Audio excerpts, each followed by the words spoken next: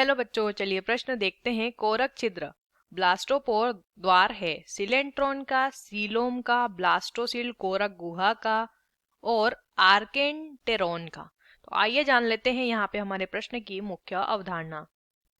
यहाँ लिखेंगे मुख्य अवधारणा। हमारे प्रश्न की मुख्य अवधारणा यहाँ पर संबंधित है कोरक छिद्र। कोरक छिद्र, ठीक है। कोरक छिद्र जो होता है ये किसका द्वार होता है, ये हमें बताना है।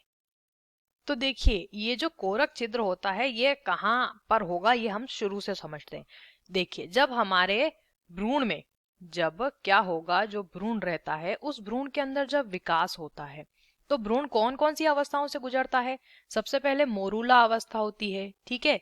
मोरूला अवस्था के बाद आती है ब्लास्टूला अवस्था भ्रूण में, ठीक है। ब्लास्टूला अवस्था के बाद निर्मित होती है गेस्ट्रूला अवस्था।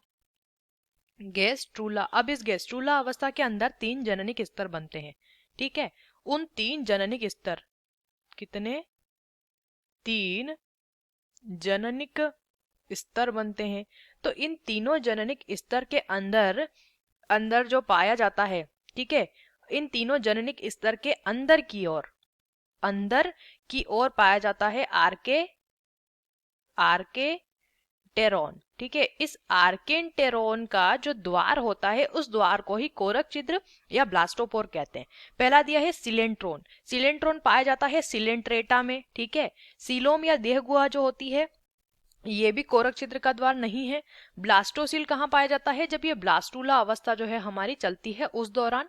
आर्केंटेरॉन का द्वार कोरक छिद्र कहलाता है या ब्लास्टोपोर कहलाता है। विकल्प डी हमारे प्रश्न का सही उत्तर हो जाएगा। आशा करते हैं आपको इस प्रश्न का उत्तर समझ आया होगा। धन्यवाद।